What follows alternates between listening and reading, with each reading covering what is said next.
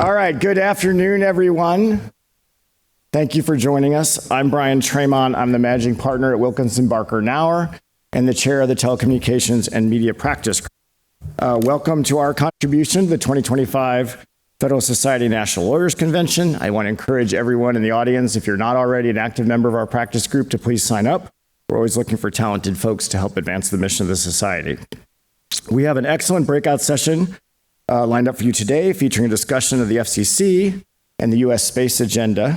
To kick us off, we start with a keynote by FCC Chairman Brendan Carr, followed by a panel discussion moderated by Justice Sarah Campbell of the Tennessee Supreme Court. We will begin with Chairman Carr. Prior to becoming chairman, he served as a senior Republican FCC commissioner and as the FCC's general counsel. He was nominated by both President Trump and President Biden and has been confirmed unanimously by the Senate 3 times, which is an uncommon feat these days. Prior to his government service, Chairman Carr was an attorney at Wiley-Rein and clerked on the 4th Circuit Court of Appeals for Judge Dennis Shedd. He graduated from Georgetown University undergraduate and the Catholic University Law School. Chairman Carr has been leading the way on the president's agenda across multiple vectors of the tech, telecom, and media economy. The chairman's Build America agenda has unleashed high-speed internet infrastructure projects by streamlining permitting reform, to restore America's leadership in wireless by making more spectrum available for commercial use, advanced America's national security and public safety agenda by ensuring the U.S. extends its lead over China in the race for 6G and AI dominance, and most importantly for our discussion today, boosted America's space economy by reforming and eliminating rules that stifle innovation in the satellite industry. In fact, last month, Chairman Carr launched his Space Month agenda to, quote, make sure the U.S. is the friendliest regulatory environment in the world for innovators to start, to grow, and to accelerate their space operations. As a part of Space Month, the FCC unanimously voted to modernize space licensing and facilitate more intensive use of the spectrum. I'm sure we'll hear more about that from the chairman today. Outside of the 4 walls of the commission, Chairman Carr loves climbing 200-foot communications towers to support America's tower climbers and to show that not all DC officials are the same. He's traveled across the country on his car trips, get it, Chairman Carr, car trips, to both metropolitan and rural cities to see the real-life impact of the FCC's work on the American people. He also recently, and much to his son's chagrin, wore his inflatable dinosaur costume to his son's baseball game. This is a small plug to follow the chairman on X, where he is, how shall we say, active for tons of telecom and dinosaur-related content and more. With that, please give a warm welcome to my friend, a tremendous supporter of the Society, and the chairman of the FCC, Brendan Carr. Mr. Chairman. Thank you. Oops, what was left out, though, was that Brian was actually my professor that taught me telecom policy many years ago in law school, back when I actually had some hair left, was there. It was news to me, though, to find out this is a space panel. I actually had prepared. I thought this was going to be a panel on Jimmy Kimmel and the FCC's broadcast public interest standard, but I guess I got to throw all these notes out unless you guys are ready to dive right into that. But I think that issue got a fair amount of coverage. I haven't seen that much astroturfing since the great net neutrality debate of many years ago. But in all seriousness, we are here to talk about U.S. space policy. And President Trump has been very clear that he is helping to unleash a new golden age in America's space economy. And frankly, it can't come at a more important and more timely opportunity. Right now, in my view, we are entering a new space race 2.0. And a couple weeks ago, I had a chance to visit El Segundo, California, just south of LAX, the Gundo, as the cool kids call it. And the Gundo is actually ground zero for a lot of the work that took place when America led the space race of the 1960s and 1970s. That's the area where a lot of the large contractors decided to set up shop and build their operations. And it's being rejuvenated right now. You got an entirely new generation of everything from large to small satellite businesses that are moving back into the old warehouses that dot across El Segundo. And just like America won that space race originally, we're going to win the space race 2.0 as well. But there's things that are different this time around. Back then, our primary adversary was Russia. This time around, America's primary challenge when it comes to this new space race is China. China looks at the work that U.S. is doing and U.S. businesses are doing that are dominating in space, including low Earth orbit, and they want that for themselves.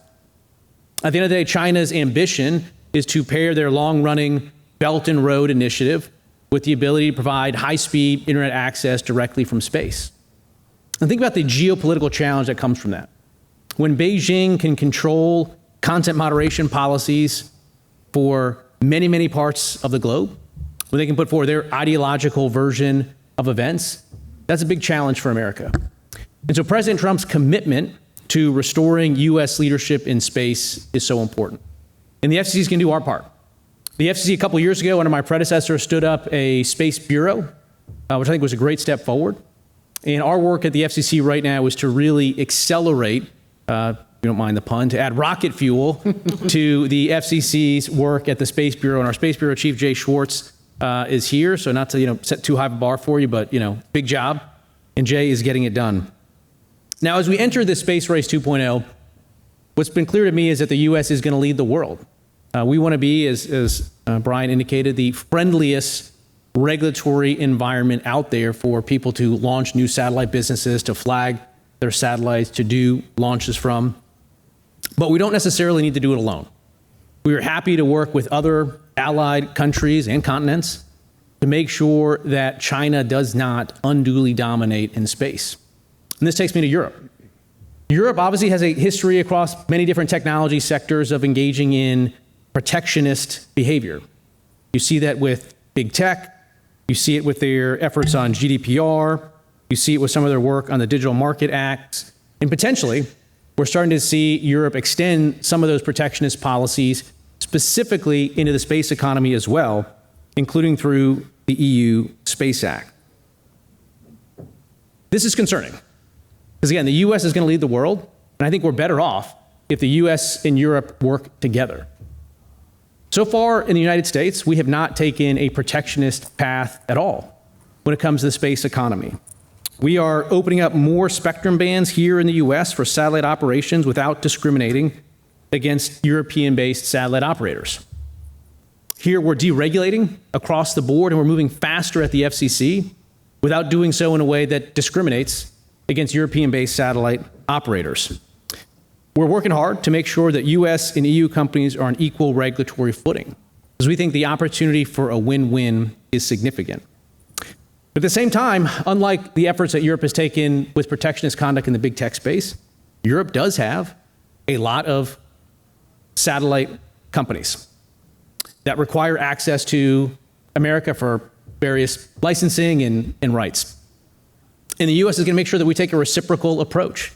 And again, our hope and expectation is that we continue on a regulatory framework that makes sense for U.S. satellite companies and EU satellite companies. But we are prepared to respond if Europe heads in a very different direction.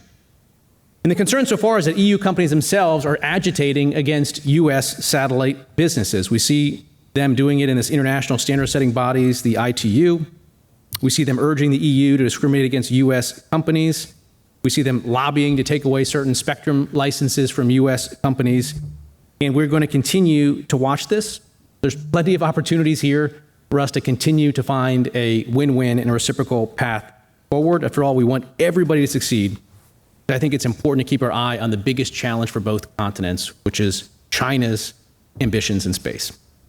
And so how are we going to do it here in the U.S., particularly at the FCC, when it comes to modernizing, accelerating the work of the Space Bureau? We have a couple guiding principles: speed, simplicity, security, and satellite spectrum abundance. A little bit of an S alliteration. I guess it goes with space. We could pick a different letter, but we went with S for some reason. And the FCC is already delivering results across all of these. On speed, for instance, we're clearing out satellite application backlogs, or at least Jay is, and we're reducing processing times. He keeps me updated on his work. Since January, Jay and his team have cut a backlog of over 1,400 applications that have been pending at the FCC, and we've cut that backlog in half already.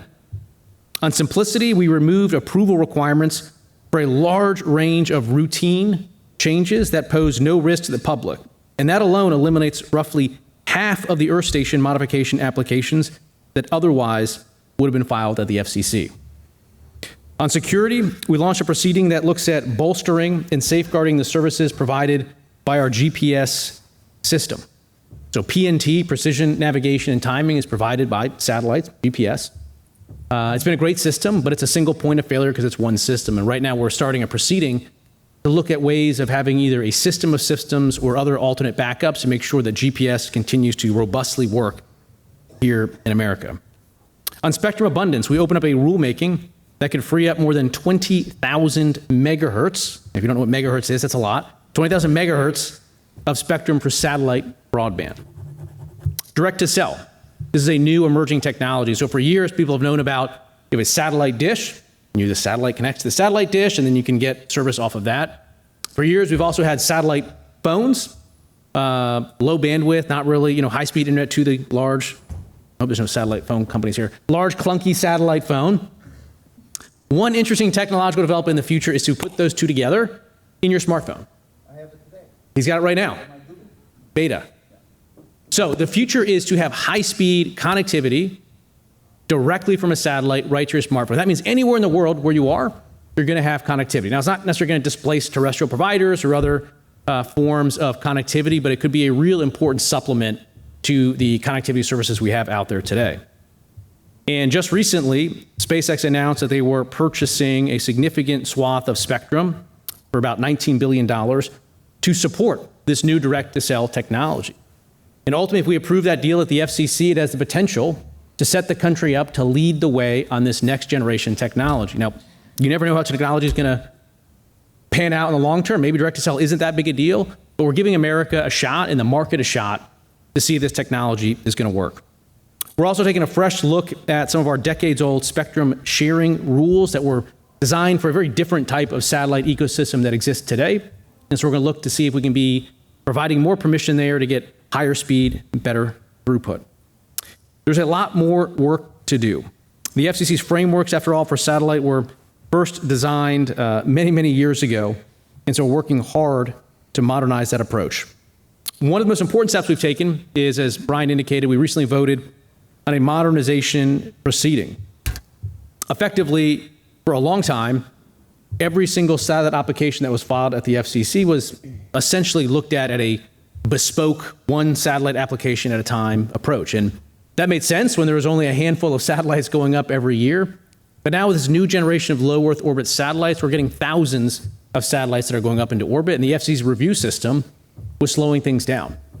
In fact, there's some people that would say that it was taking longer for various government agencies to review the applications to approve satellite launches than it was taking the rocket scientists to actually design, build, construct, and launch some of those satellites. So we're trying to end that, at least at the FCC. What we're trying to do is effectively take an assembly line approach. We want to make it clear rules, concrete targets, and if you file within those parameters, we're going to move much more quickly at the FCC rather than putting on the old bespoke review of those approaches. Finally, something that we just voted on as well is the what we call the upper microwave spectrum, or UMFUs for the initiated. Effectively, we had rules designed to where you could site Earth stations, and they were designed in a different era when we had different perspectives on what types of technologies would dominate. We're taking another look at that effectively to open up more siting and spectrum for that. And so this is going to be one of the most important things that we do at the FCC. There's a lot of focus on other stuff that we do. There's a lot of focus on the media issues. After all, the media likes to talk about the media. But at the end of the day, the space economy and boosting, accelerating the space economy is one of the most important things we're doing as part of, more broadly, what we call the FCC's Build America agenda. We have terrestrial spectrum that we're working on there. We have permitting reform that we're working on there. But one of the big pillars of that effort is boosting U.S. leadership in space economy. As I close, I'll simply say this. How many folks here have actually been to and seen a satellite or rocket launch? Don't be shy. Okay, it's more than I thought. I've been to a couple as well. I'm kind of a groupie now. Once you see one go up, you kind of want to go see many more of them. But look, I'm happy to sort of step aside here and let some of the additional experts really dig into this. We're really grateful for President Trump's leadership. We're grateful for the White House's leadership on this. You're going to hear more about all of that. Ryan and his team and the White House National Economic Council has been tremendously supportive of not just the FCC's work, but coming up with the ideas on their own. They're going to help position the U.S. to lead the world. Without a partner like that inside the White House, everything that we're doing would be very, very difficult. So again, thanks to Jay and everybody for the work that they're doing. Thanks to Ryan, the work they're getting done at the White House, and I look forward to the panel. Thanks.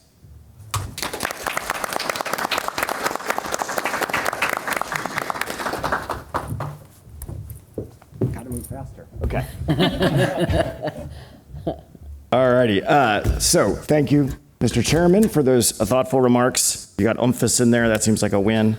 All right. I'll now turn to our panel. Justice Campbell will be moderating our panel today. She was confirmed by the Texas Supreme Court in 2022. Previously served as the Associate Solicitor General in the Tennessee Attorney General's Office and as an associate at the law firm Williams & Connolly here in Washington, D.C. Justice Campbell earned her law degree from Duke, a Master's of Public Policy degree from Duke, and her undergraduate degree from the University of Tennessee, Go Vols, where she received the Torchbearer Award. She served as a law clerk for Justice Sam Alito on the United States Supreme Court and Judge William Pryor on the U.S. Court of Appeals for the 11th Circuit. With that, I will turn it over to Justice Campbell for our conversation today. Thank you very much. And thanks to Chairman Carr for those opening remarks. Really glad to have him with us. And we are in for a treat today with these panelists. You might be asking yourself why I am moderating this panel. The Tennessee Supreme Court doesn't exactly intersect a lot with the world of space law. And I asked myself exactly the same thing when I was invited to moderate this panel. So this is not an area that is in my wheelhouse, but I have really enjoyed learning a bit about this area in preparation for this panel. And I'm really excited to hear from our panelists, and I'm glad that all of you are here. So without further ado, I'm going to introduce our panelists. And then each of the panelists will give some opening remarks, and they'll have an opportunity to respond to one another and have some dialogue. We may have some moderated questions, and then we will make sure to leave time at the end for any questions from the audience, whether you are an expert in this area or very much a novice like me. We welcome your questions. So let's get started with the introductions. To my immediate left is Ryan Baasch. Ryan is a member of President Trump's National Economic Council as a special assistant to the president, where he focuses on cutting-edge technology issues at the frontier of AI regulation, space commercialization, and telecom networks. Before joining the National Economic Council, Ryan occupied multiple positions in the Texas Attorney General's office, where he supervised all of the office's offensive civil litigation and maintained a heavy appellate caseload, touching on both First Amendment and technology issues. Ryan began his career as a law clerk to Judge Karen LaCraft Henderson, and also spent 5 years at a large law firm in DC and New York. To Ryan's left is Dr. Jay Schwarz. He is the chief of the FCC's Space Bureau. He had a stint in the private sector. Before that, he served as wireline advisor to former FCC Chairman Ajit Pai and held positions within the FCC's Wireline Competition Bureau, Wireless Telecommunications Bureau, and the Office of Strategic Planning. Jay holds a PhD in economics from the University of Pittsburgh and an undergraduate degree in civil engineering from Texas A&M. And to Jay's left is Michael Carson. Michael is the senior corporate counsel at Amazon's Project Kuiper, which we'll hear more about today. He leads a legal team advising on regulatory issues and strategic initiatives related to satellite communications and broadband deployment. Prior to joining Amazon, he served as Deputy General Counsel at the FCC, overseeing the Office of General Counsel's Administrative Law Division. Michael has also served as an attorney in the U.S. intelligence community, advising on legal and policy issues related to national security, also as a corporate strategist at Microsoft, where he focused on emerging technology and global regulatory trends. He teaches communications law at George Mason University's Antonin Scalia School of Law. He earned his JD from the University of Pennsylvania Law School and clerked for Judge Deborah Cook on the U.S. Court of Appeals for the Sixth Circuit, and he lives here in Arlington. And finally, we have Jennifer Warren, who is the Vice President for Global Regulatory Affairs and Public Policy at Lockheed Martin Corporation. Jennifer is, in her capacity, in that position, she's responsible for leading the corporate team's engagement and strategy across the executive branch, independent agencies, and intergovernmental bodies across a broad business, regulatory, and public policy portfolio. Her responsibilities also include leading corporate relationships with intergovernmental bodies. She has twice served as the chair of the Satellite Industry Association and currently serves on numerous boards. We are very thankful to have all of them with us, and we'll just go in the order in which you all are seated, if that works, for our opening remarks. As I mentioned, after everyone has given opening remarks, they'll have an opportunity to respond to one another. And thank you again to all of you for being with us. Go ahead, Ryan. Thanks very much, Justice Campbell. Great remarks by Chairman Carr. It's always impressive when you can integrate an acronym like OOMFOOS seamlessly into your remarks, but I promise, stick around, I've got a better one. So I want to expand on some of what the chairman was talking about in this area, particularly enabling the friendliest regulatory environment in the world. In addition to getting out of the way for industry here, I think it's imperative that there are certain things that we do to also enable industry, certain things that industry might need from the government in order to succeed. And I'm going to focus on 3 cross-cutting issues in this area that the administration is working tirelessly on in order to succeed, not just on the items that Chairman Carr identified, but across a host of other related domains. So the first issue is spectrum policy. You heard the chairman talk about spectrum. Everyone that's here, at least, knows how critical it is to get spectrum policy right in order to succeed in space.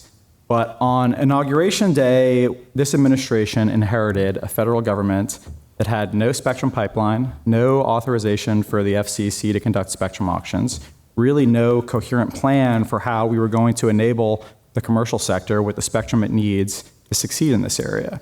And now, here we are a year later, less than a year later, and with the passage of the One Big Beautiful Bill Act, we've got a robust spectrum pipeline, I think that the most robust in this nation's history, 800 megahertz of spectrum that'll be auctioned in the years to come.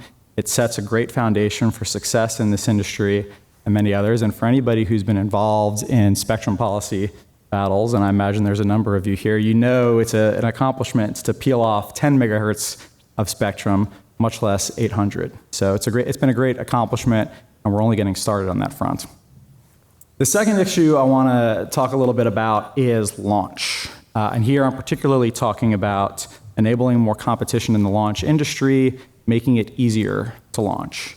The first Trump administration set forth a comprehensive framework and policy agenda for space, including not just on launch, but a host of other issues that are critical to our success in this area, created a tremendous amount of forward momentum in this area with 7 space policy directives, again, touching on launch, spectrum, other issues. And on Inauguration Day for this administration, we inherited a federal government that, again, had really done nothing to carry that momentum forward. You'll search in vain, really, for anything that the last administration did to carry the momentum from the first Trump administration forward in this area. And I think it's really instructive and worth pausing to ask why that would be, why the previous administration failed on an industry that's this important to our economic and national prosperity. And I think that the answer actually is that the so-called groups wouldn't let them. And by the groups here, I'm talking about activist organizations, professional environmental NGOs that say you can't launch, you can't build spaceports, you can't advance human achievement because some contorted interpretation of some environmental law prevents you from doing so. You know, you can't launch because the sound from the launch is going to deafen some frog population a mile from the launch pad. Or the reentry vehicle from the launch is going to maybe land on a whale, so you can't do it.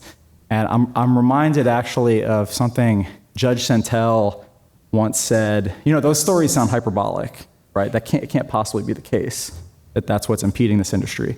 But I'm reminded of something Judge Santel said in an opinion some 20 plus years ago, characterizing environmentalist arguments, and he said, describing them, "I'm not making this up." And it's true here too, that these kinds of silly impediments were preventing this industry from succeeding. So the Trump administration has already picked up on the momentum from the first administration, issued an executive order in August of 2025 to reset the framework for space and to enable industry to succeed where they've been being held back. So you'll see in that executive order a framework for loosening launch regulations, for limiting the effect of environmental regulations, for expanding spaceport development, and a host of other issues. And we're just getting started there too. The third item I'd like to focus on is our engagements in the international arena. And I think it's often taken for granted how impactful these organizations can be on whether we're going to succeed on Chairman Carr's vision for this area. Here I'm particularly talking about the ITU and the World Radio Communications Conference that occurs every 3 years, depending on who you ask. But in any event, the last one was 2023, and the next one is going to be 2027. I said I was going to have a better acronym than Chairman Carr, and it's this, to underscore the importance of the ITU, is that among the many standards that the ITU kind of deliberates on and promulgates that control not just our success, but this industry across the globe, one of those, my favorite regulatory term that was on the table in 2023, is equivalent power flux density limits. It sounds like some obscure Star Trek reference, but there's really billions of dollars at stake and where those limits are set. And it's imperative for the United States, in order to have a robust industry here, to make sure we're properly engaging in the international community to get those kinds of questions right. So when we go to those international organizations, we need to be advancing American interests to ensure that the standards are ones that are most favorable to our industries.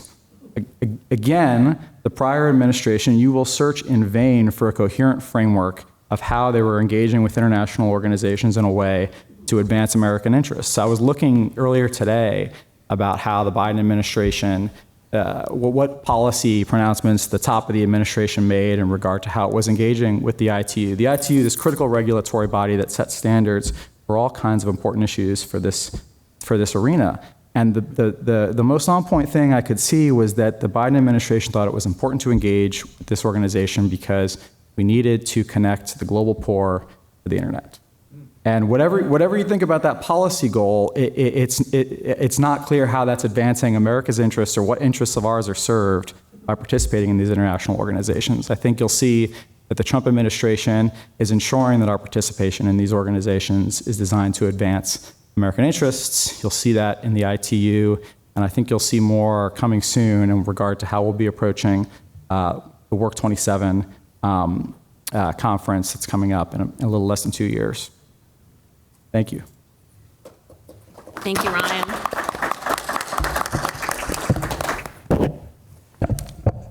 Hey, thanks a lot. I think the chairman and Ryan have done a great job sort of setting the table on how important it is that we win the space race 2.0, how important it is that we dominate. I also got to figure out what I say now that you heard a lot about our space agenda. So I could do a deep dive on UMFUS if you'd like. We could do a deep dive on that, or EPFD. That's also an important one. Please, no. But I'm going to probably just try to give you a little bit of a sense for how we're thinking about what we're doing at the Space Bureau and how we're implementing the agenda that the chairman went through. I was thinking this morning as I was preparing about, I think, one of the most impactful speeches I've seen in the last few years. And I've actually gone back several times and watched it. And I'd imagine a few of you here have seen it. But Catherine Boyle from A16Z gave her American Dynamism speech in 2023. And one of the things she talks about sort of this cadence throughout the middle of the speech, saying, here are the ways you win a war against America, right? And she talks about, you win a war against America when you get us to stop innovating. You win a war against America when you get us to, let me get the quote right, cease to be the world's exporter of innovation and cede the role to the CCP, or I love this phrase, a global consortium of dunces. One of the other things she says is you win a war against America silently, methodically, without needing to fire a shot.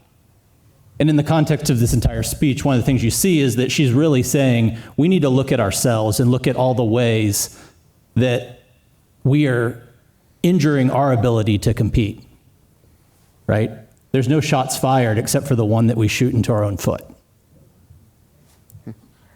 So I've thought a lot about this speech. I told you I've listened to it several times in the last few years and really thinking about the question of how are those principles that she's talking about to be applied to the work that we do day to day in the Space Bureau?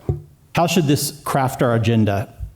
And so I would add to that speech is one of the ways that we lose a war, one of the ways that we get beaten, you can win a war against America through paperwork, processes, and precaution. And so when I came into the Space Bureau and looked around, what I saw was, in many ways, a mess in terms of how we were allowing companies to compete or impeding them through our regulations. Coming and getting a license at the FCC, hopefully this is becoming less and less the case, but it was going to put you on, frankly, a multi-year odyssey where you were going to slowly grind through the bureaucracy. It was highly unpredictable. You wouldn't necessarily know how the rules would be applied to your application. It would be highly discretionary. You'd go through multiple iterations of questions, and different applicants might be treated very, very differently. And every single step of the way, whether you have your license yet or whether you're an operator, you're playing a game of Mother May I, where you are having to ask for every single little thing, hey, can I do this? And then you wait. Can I do this? And then you wait. So what we've done, and the chairman mentioned that just last week the commission adopted an NPRM to sort of tee this off, is we went back to first principles. We asked ourselves, in light of the fact that we are now getting several multiples more applications now than we were a decade ago in Space Bureau. If you look at the charts, you'll see that 14 times the number of things are getting launched into space today than a decade ago. So we asked ourselves, from first principles, how would you design a system that can both scale to the new space environment and make sure we're focusing on the things that really matter, focusing on the things that we have to do to carry out our statutory duty.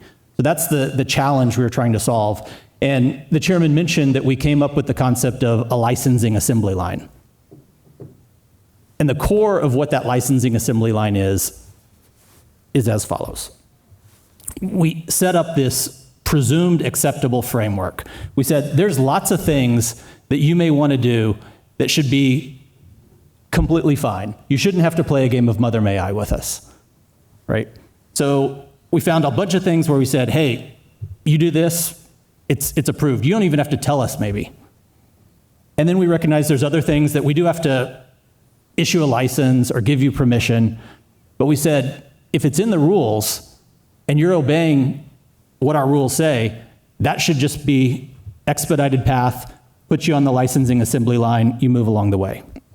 And then, of course, you come to the situations that maybe need a little bit more review. So one of the sort of challenges is innovators often are running much faster ahead of what the rules actually say, right?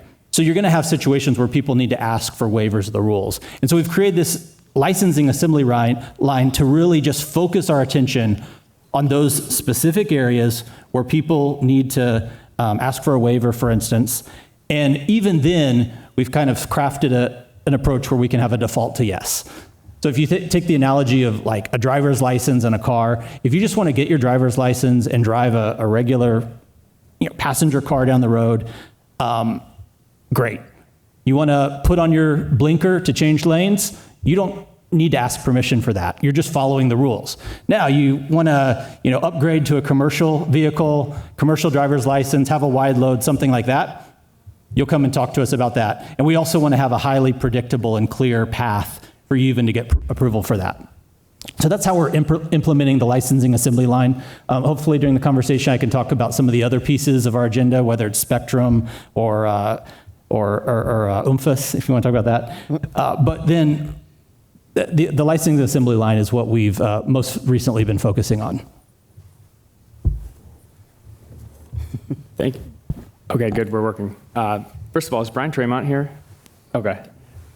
But I remember bringing up EPFD to Mr. Baasch when he first moved to DC and seeing a lot of eye rolls, so I love that we're discussing EPFD. That is my favorite acronym.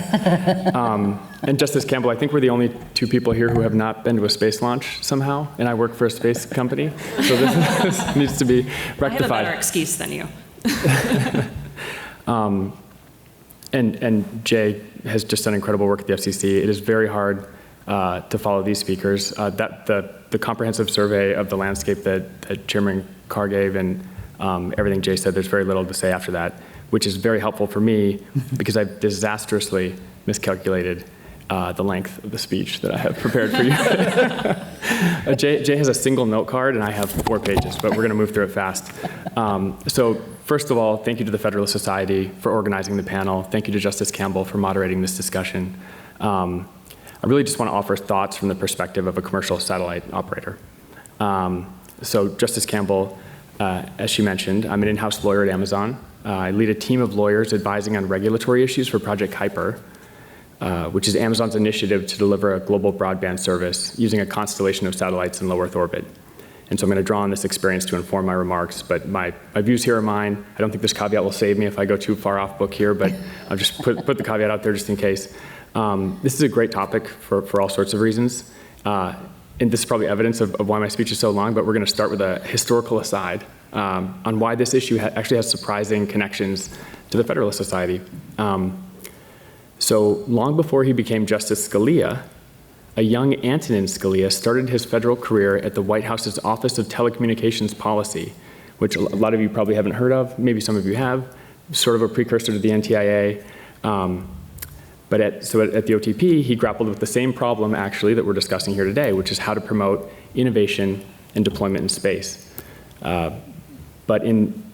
So to some degree, there's nothing new under the sun, as they say in the book of Ecclesiastes. But back then, there were some differences. In 1971, Russia was the threat to American sovereignty in space.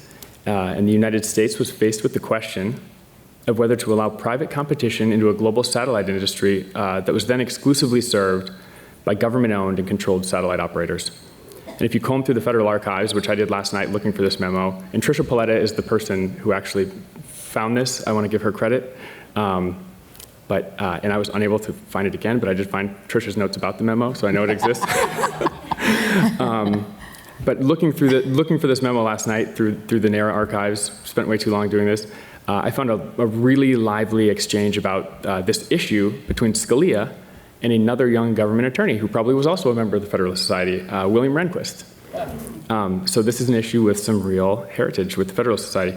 Scalia answered the question with a short memo written to his boss, Tom Whitehead, also famous in telecom circles. Scalia wrote that an entirely government-run industry would lead to an absence of real competition, rife with inefficiency, little innovation, and anemic deployment.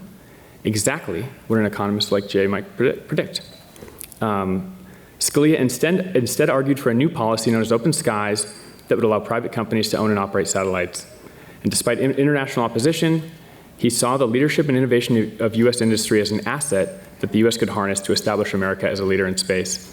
And I'm now probably at like 4 minutes and 30 seconds, so we'll basically, to greatly summarize, Scalia's view prevailed, history proved him right, and so we can thank him not only for being one of the founding fathers, or at least seminal sort of figures in Federalist Society history, but also as a founder of the American leadership in space that we're talking about protecting here today. So now we'll go from the disco era to the present. And my fellow panelists have already established almost every kind of foundational premise here, so I can skip a lot of this section mercifully. I think we can all potentially also stipulate at this point that American companies are in the vanguard of the kind of global space race, particularly in deploying LEO satellites, also in launch. Kuiper is one of these companies. I'm obviously biased, but my view is my view is that Kuiper is poised to turbocharge growth and leadership here in the American space industry by bringing innovation and competition.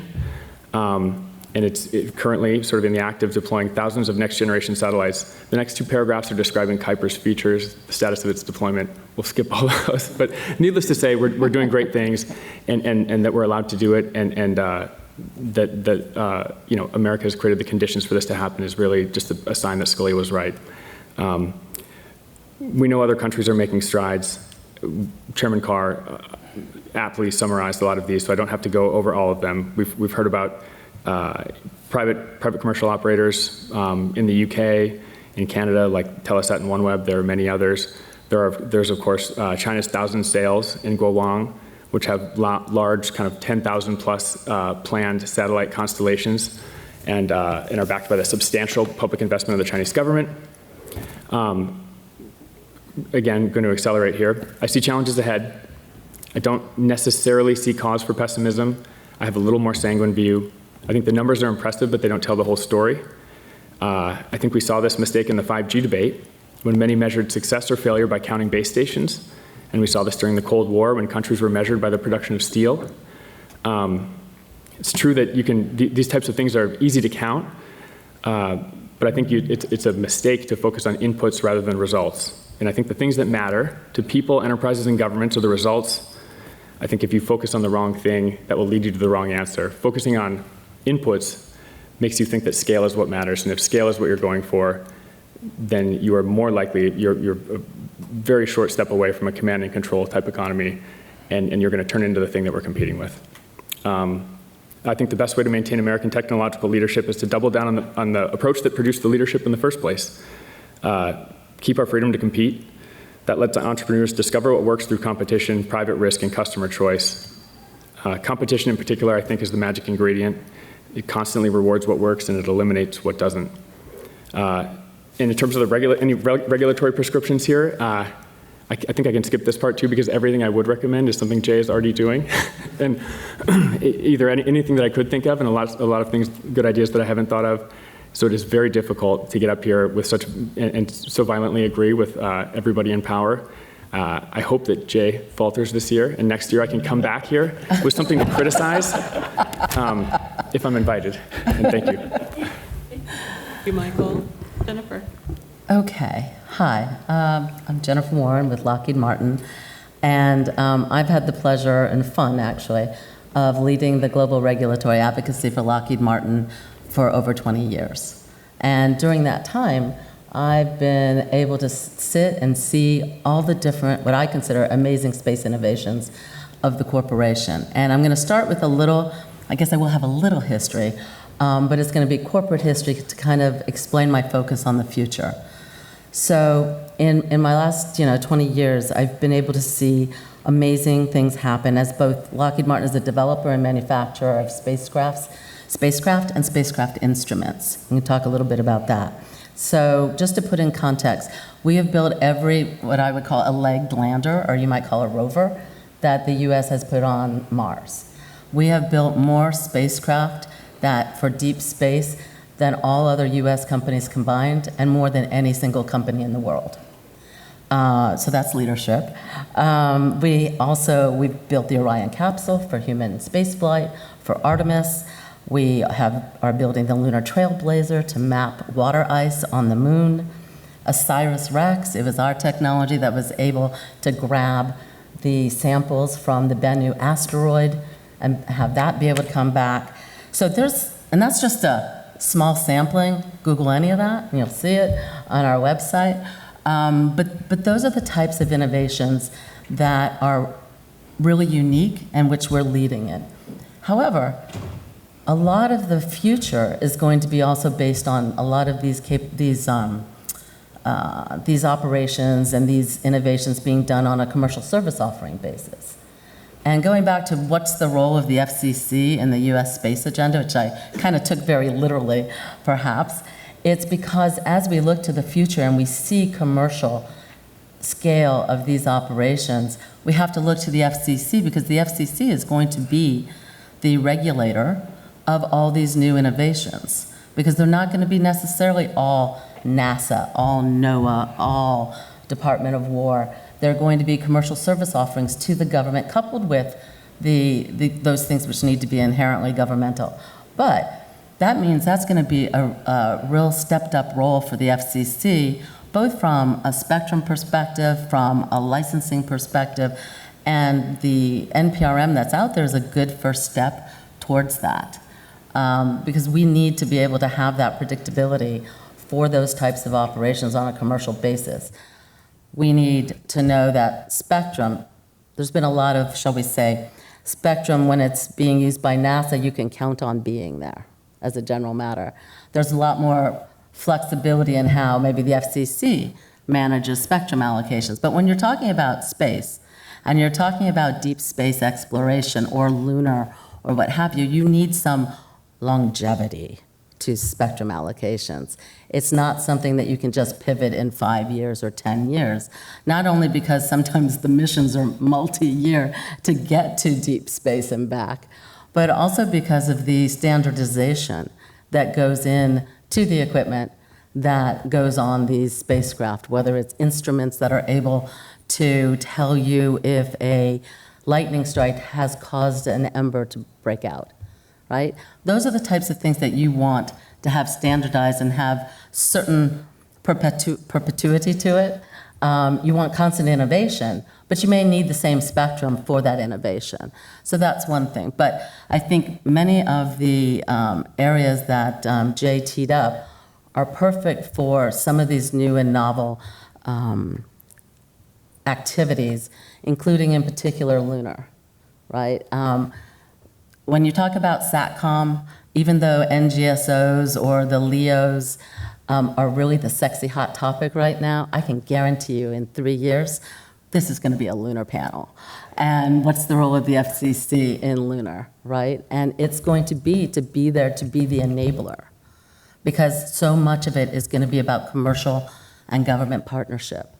And that partnership is necessary from the regulatory side as well as the business side.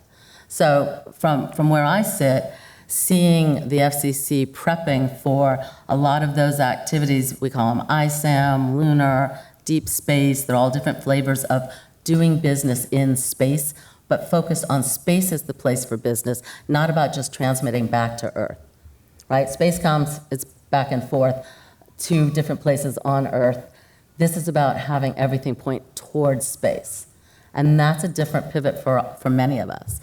And, you know, we want to, obviously, Lockheed Martin is very committed to ensuring that the U.S. continues to lead globally. And so we want to support all of the different levers in the U.S. government and the commercial community, honestly, to get there.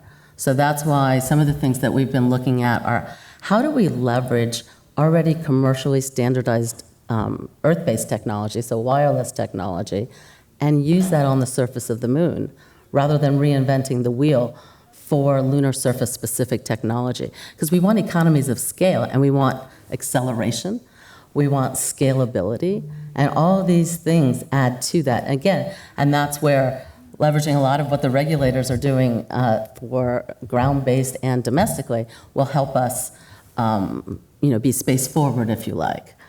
And then, and maybe we'll come back to this in a separate conversation, but I would like to pick up on the international side, because while I've been doing a lot of domestic work, I started and have continued my career focused also on the global regulatory environment. And while there are treaties that apply to space, there's a trade agreement that includes satellites in space, under the WTO.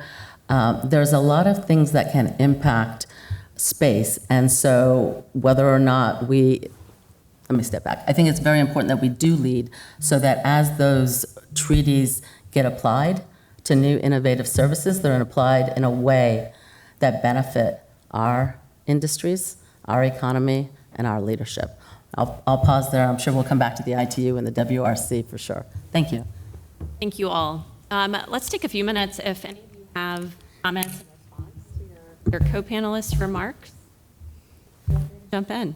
I do have one burning question, but it is going to betray that I do not know about a topic that I probably should know more about, which is lunar exploration. And I am just curious, I want to press on the assumption, and this is not a rhetorical question, that this panel in 3 years will be a lunar panel and not a LEO panel. And I just would like to hear more about is it of commercial importance, strategic importance, probably both, but can you expand on that Yes. a bit? Not a rhetorical question. It's commercial and strategic. I mean, if you read, now maybe this group doesn't read Space News, but I highly recommend Space News. I only read the LEO section of Space News. See, there are other columns. And so I would highly encourage you. You will see there are a raft of U.S. industries that are really pushing the envelope. And some of this goes back to the first Trump administration and the National Space Council and the space policy directives under the leadership of Dr. Scott Pace and Vice President Pence.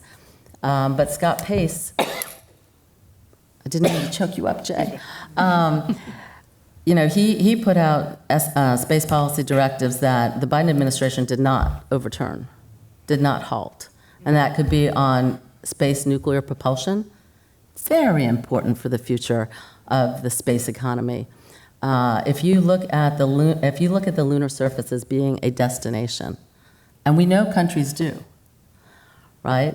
Then we need to be prepared to be able to have a surface operation, whether it's PNT, as the chairman said, position, navigation, and timing. We don't necessarily need to have duplicate, multiple US PNT systems, but we probably want to have one, right, that we can rely on. We probably want to be the first because maybe the rest of our allies would then rely on that as well. We want to make sure that there's an infrastructure there for the economy that comes. So that's why I believe that in 3 years, I didn't say next year, but in 3 years, maybe we'll have 2 panels, but one that could be focused on the economic and strategic importance of the lunar economy and beyond. Thank you. Thank you for the question. Chairman Carr and several of you in your comments mentioned the growing threat that China poses to space, our leadership in space innovation and exploration. I'm interested in your thoughts on what is the most acute threat from China, and how does our regulatory environment need to change to be in a position to really minimize that and respond to it? Thoughts on that?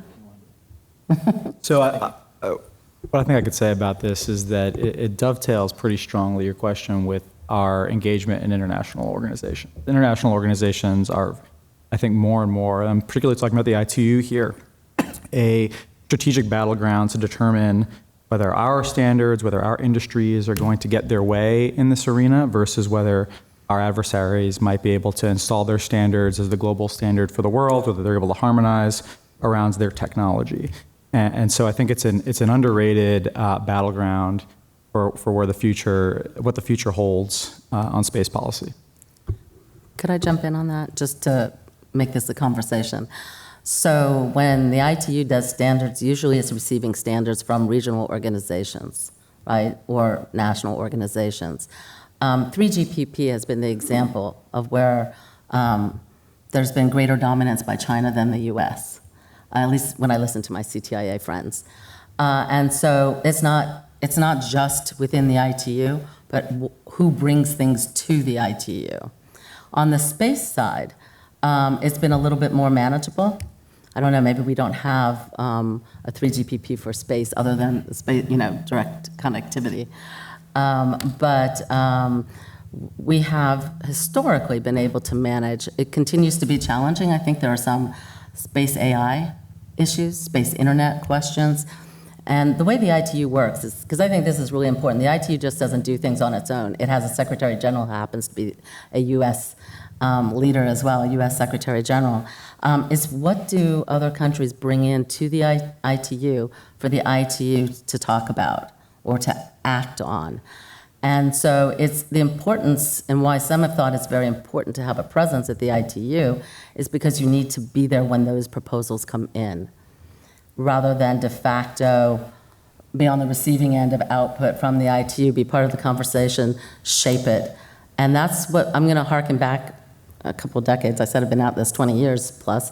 The ITU member states voted for this concept called a Public Policy Forum, I think it was called, World Telecommunications Policy Forum. And there was a lot of concern about what could that do, even though if it wouldn't be binding, would it come out with recommendations on whatever the topic was that would be adverse to some interests. The satellite industry jumped in and said, you know what, we'll put our topic on, we'll be the first, and we'll make it recommendations that we like. So at the time, your precursor, the big Leos and little Leos, really dating myself, jumped in. And the topic became Global Mobile Personal Communications Systems. And they were all space satellite systems. And the recommendations that came out were pretty good. I mean, you have a few hits here and there. But overall, they were pretty good, and they became like a passport for these satellite systems to gain market access around the world. This was, before the WTO agreement on basic telecom. So I just wanted to flag that because the space industry has a history of doing very well at the ITU, and we have a space conference coming up. And the work that Ryan mentioned, it's an 80% satellite and space agenda. And we can win, as long as we define what it is we want to win with. Jay, go ahead. I'll just add one other additional thought, and I think it really motivates when we talk about how our domestic work, licensing work, matters for greater speed and making sure innovation occurs, is that right now, we are ahead in terms of the LEO communication satellites and systems that are up there. We have one that's being built, we have one that's already up there, and that's great for American consumers, broadband in rural areas in the United States, but they're also going to be competing around the world for who controls the communication systems in every other country. Mm-hmm. So every day matters so that our systems can be built faster, be top of the line, because we're ahead right now, but then China's going to also be trying to do that, right? And so we want countries around the world to have American communication systems in the satellites. Many of them made, I think, a pretty foolish decision with Huawei for the terrestrial systems in the past, and we don't want that to happen again.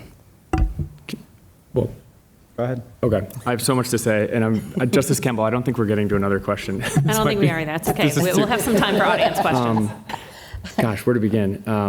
One, I'm not sure if you mentioned this, but so she mentioned the work, which is how the International Telecommunications Union determines kind of globally harmonized standards, update spectrum rules, and they do this at something called, they do it at the work. The World Radio Conference. The World Radio Conference, which is every 4 years, like the Olympics. We had one in 2023, the next one is in 2027, but it is actually in China. I'm not sure if you, so, and the way, kind of controlling the agenda at the work and being influential there, is important because, so for example, EPFD, and this is where we're tying a lot of things together, equivalent power flux density is a measure of protection that my type of satellite, LEOs, have to give kind of incumbent satellites that operate at higher altitudes called GEOs.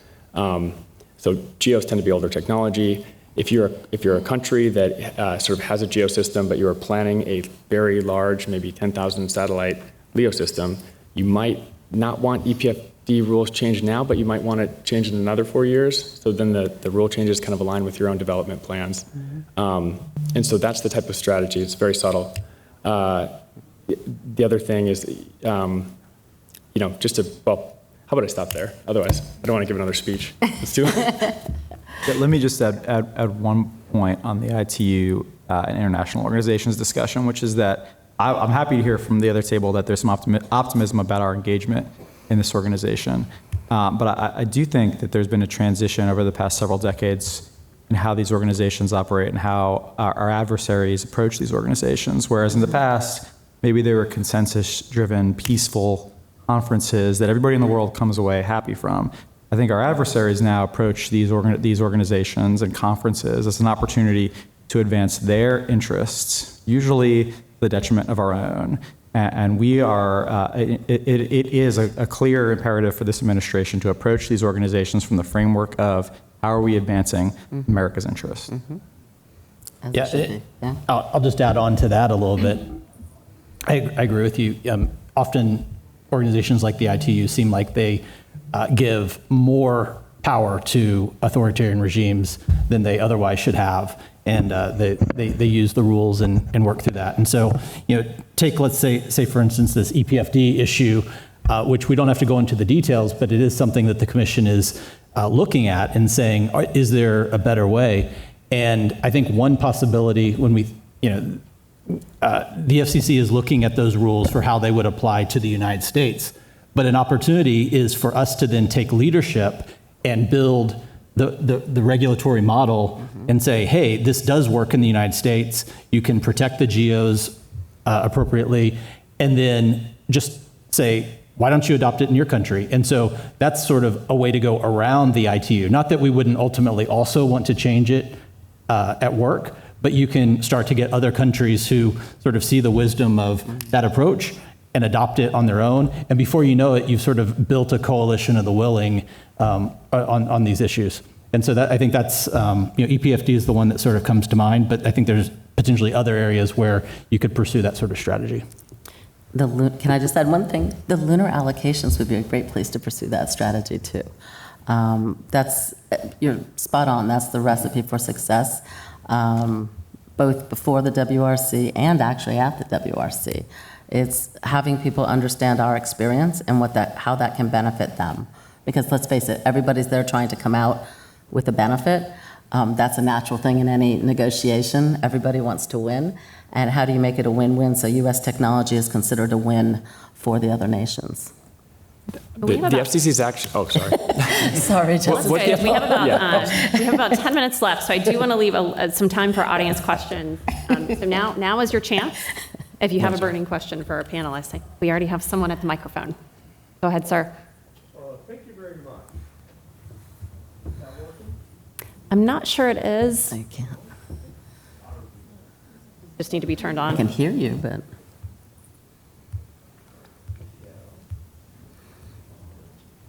All the net.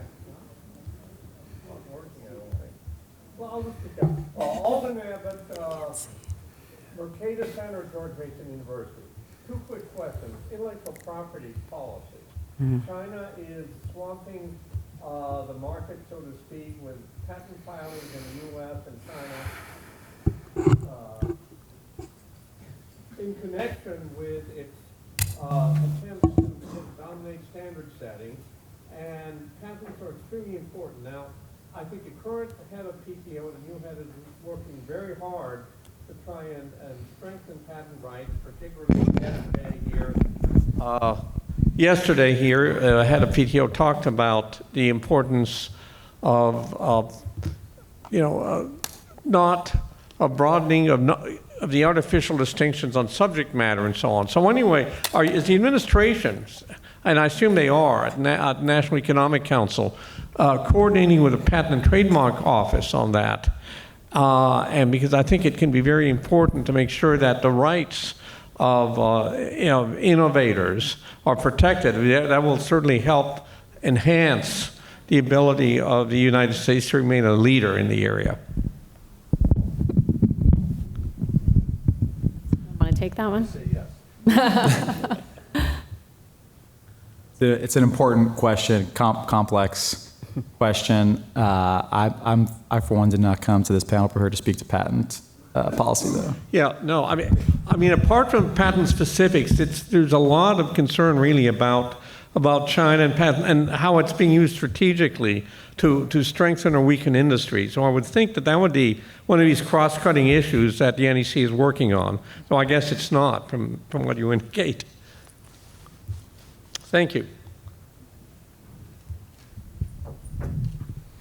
I'll come over here so you can see me. Hi, I'm Sam Miorelli. I'm at Siemens Energy. The space conversation about Orion brought to mind that the American taxpayer spent $24 billion developing Orion.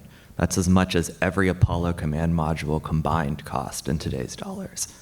For that, we've launched one vehicle whose heat shield basically failed and no life support systems. And they're proposing to put people on the next one. So my question is, what's Lockheed Martin doing to fix the Orion program?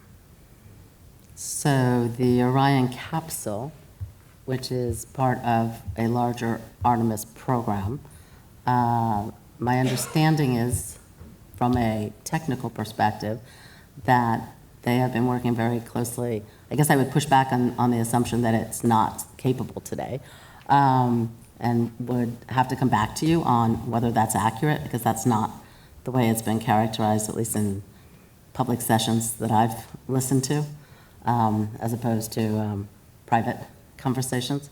So I know that when the capsule landed, we worked very closely to take any lessons learned. I would come back to you if you'd like, but I don't have any other answers.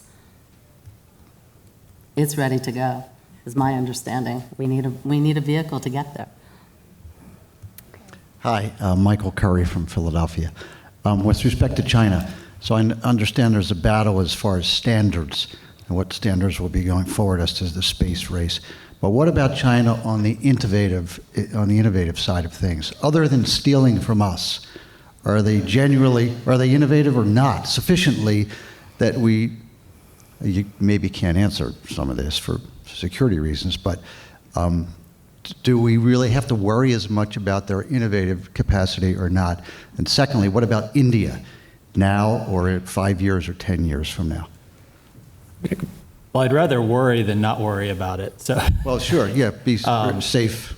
The only thing, if you're interested in sort of the state of their development, their Commercial Space Federation put out a really good report maybe a month ago called Redshift, which kind of goes through everything we know in about 100 pages of their current capabilities. So you might be interested in looking at that. I'm a bank lawyer, so the only time I learn about this stuff is when I show up at these events. Well, I do think that it's the truth. Part of what I cut from my speech was that I think a lot of the concern about deployment in other countries tends to focus on just the sheer number of satellites rather than the features of those satellites or the actual technological innovation behind them. And I think that it is the innovation that will ultimately matter. And I think this is what we saw in 5G. Again, people were obsessed with the number of base stations that we were building relative to other countries. We were behind. We're still behind, in terms of base stations relative to the size of the population. And yet our 5G is much, much, much better in terms of coverage and in terms of performance here in the US. And the reason why is we have better spectrum policy, thanks to Chairman Carr and his colleagues who designed the rules at the time. And the private market made more efficient decisions about where to place those base stations.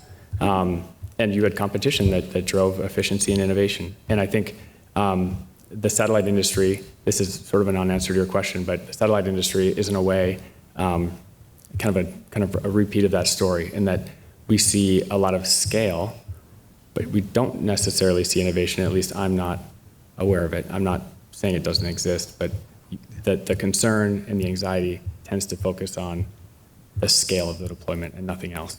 Okay. Do you have any thoughts on India? Are they a near competitor, or will they be sometime soon? Or will they be a friend or a foe on what I'll call the regulatory side? I'm not sure I have anything to share. Yeah. I guess that's a no or a maybe. Thanks. Thank you. We have time probably for one more question. Okay. Come on up. Mariella Cregan from Catholic University Law School. So with the rise of proliferated architectures and a lot of different spacecraft out there, and also, we saw the Russia destructive ASAT test back in 2021 that created a bunch of debris. I'm wondering what efforts that the administration's undertaking to improve our space tracking architecture. There had been a point where I think that we were trying to integrate more commercial space systems into the architecture, and that wasn't super successful. So I'm just wondering what the status of that is, and software-wise too. Jay, you want to take that one? Look, I'm going to not speak for the whole administration on all the different things going on, and there's a number of things. I think it's fair to say that's a developing ecosystem, right, where there's a lot of activity and we don't know exactly how it's going to pan out in terms of which systems or multiple systems and so forth.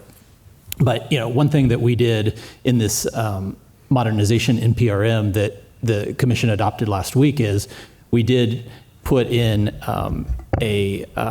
I guess it'd be a requirement that our licensees would have to share their ephemeris data right into some sort of system like this. And so our view is that that's still a developing situation, but we think that it's completely reasonable. I liken it again to if you're on the road, you put on your blinker, you tell people where you are, because what we're trying to do, this fits into the whole innovation thing, is often the way I think people approach the space debris discussion is from sort of a fear posture, a catastrophe posture, and they sort of start with the most catastrophic situation. And I think that doesn't start the conversation off well to get to a place of what we really say is how can we productively use space in a responsible way? And we want to figure out ways we can expand the capacity for more space innovation, more space use.